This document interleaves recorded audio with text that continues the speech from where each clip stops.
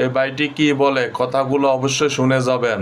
মানলাম জামাত ইসলামী ইসলাম না, কিন্তু আপনার মতো ভারতীয় দালালের মুখ থেকে ফতোয়া নিয়ে জামাত ইসলামীকে ইসলামী আন্দোলন করতে হবে?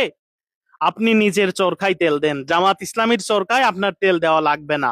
আপনি না নির্বাচনের আগে বলেছিলেন আমরা মওদুদির ইসলাম মানি না, আমরা মানি মদিনার ইসলাম। আর নির্বাচনের পরে কি বললেন? ইসলামের আইন ব্যবস্থা ধর্ষণের শাস্তি প্রকাশ্যে দিতে হবে। আর আপনি বললেন ধর্ষকের শাস্তি প্রকাশ্যে মৃত্যুদণ্ড হলো মধ্যযুগীয় বর্বরতা।